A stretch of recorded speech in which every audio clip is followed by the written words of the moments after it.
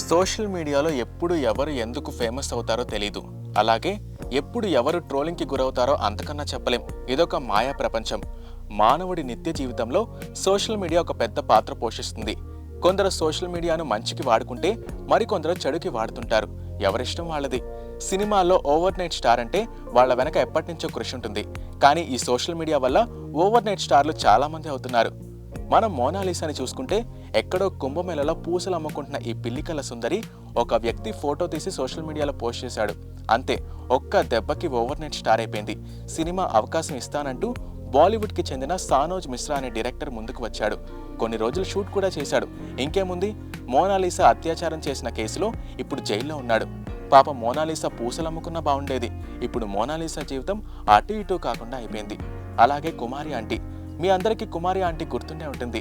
మీది మొత్తం 1000 అయింది అనే ఒక్క డైలాగ్తో ఆవిడ చాలా పాపులర్ అయింది. ఈమెది ఫుడ్ బిజినెస్. వందల సంఖ్యలో జనాలు తినడానికి ఆవిడ దగ్గరకు వచ్చేవాళ్ళు. నిజానికి చాలా మంది తినడానికి కాదు, ఆమెను చూడ్డానికే వెళ్లేవాళ్ళు. ఈమెను సినిమా వాళ్ళు కూడా ప్రమోషన్స్ కోసం వాడుకున్నారు. 1-2 షోల్లో కూడా ఆవిడ కనిపించారు.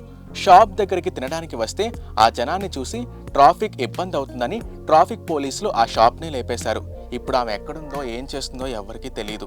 అలాగే అలేఖ్య చిట్టి పికిల్స్ రీల్స్ ద్వారా ఫేమస్ అయ్యి వాళ్ళ పికిల్స్ బిజినెస్ స్టార్ట్ చేశారు. సోషల్ మీడియాలో మనకి తెలియదేముంది, కొంచెం అందాల్ని ఆరబోస్తూ పికిల్స్ అమ్మడం స్టార్ట్ చేశారంతే. వీళ్లతో పాటు వీళ్ళ బిజినెస్ చాలా తక్కువ టైంలోనే ఫేమస్ అయింది. ఒకే ఒక మెసేజ్ వీళ్ళ కొంప ముంచింది.